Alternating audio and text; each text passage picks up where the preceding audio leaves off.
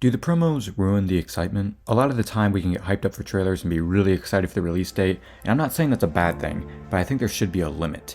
I usually don't have over-the-top reaction to things, like when I'm seeing something awesome, my natural instinct is usually just be like this.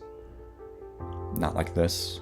I still think when I'm watching is really cool, I just have a hard time like expressing that emotion most of the time. But I can remember a couple of times when I'm watching a movie and I just have this extreme shocked face because something crazy happens.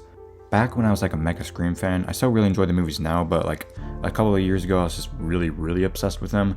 I still haven't even seen the sixth one, mostly just because I feel like the franchise became what it was making fun of in the first place, but that's a whole nother conversation for another time.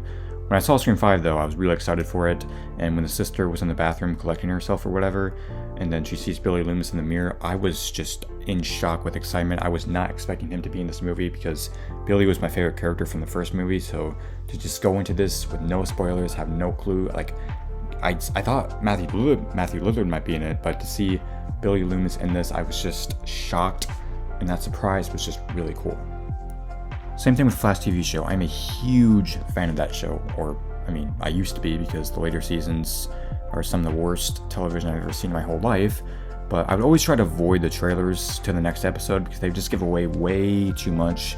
And like I mentioned earlier, it's good to be excited, but usually what happens is I get too hyped for something and the episode turns out to be mid, and then vice versa. Like with the 100th episode, I knew all the villains were returning, so that surprise factor was already gone because I was expecting to see them all.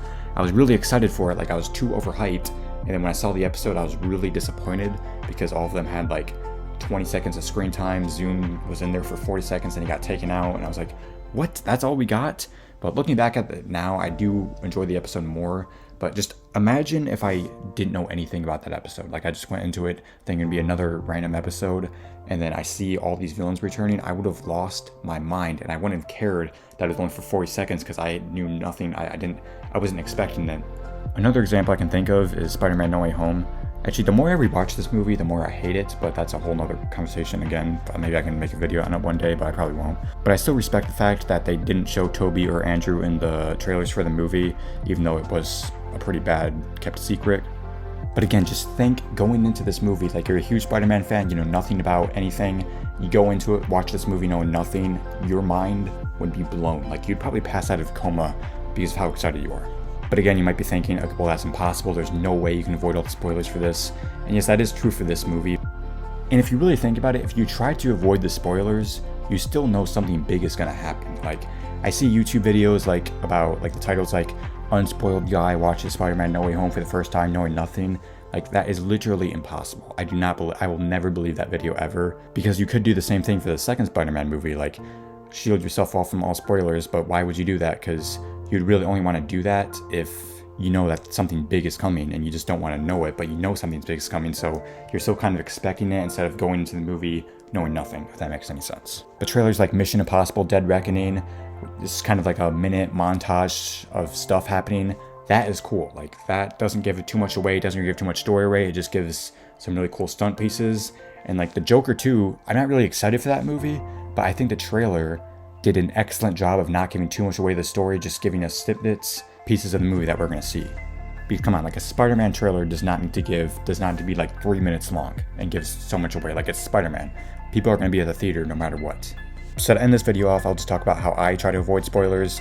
It's pretty obvious, I just don't watch trailers. No fucking shit. I mean, occasionally I'll get like a thumbnail of some guy talking about it and I might get spoiled about it there, but that usually doesn't happen a lot. And I have noticed when I go into a movie blind, I usually enjoy it a lot more than versus if I go into it knowing all the stuff is going to happen and I know these people are going to be in the movie and this should happen in this movie and I'm waiting for this and this and this and this and that.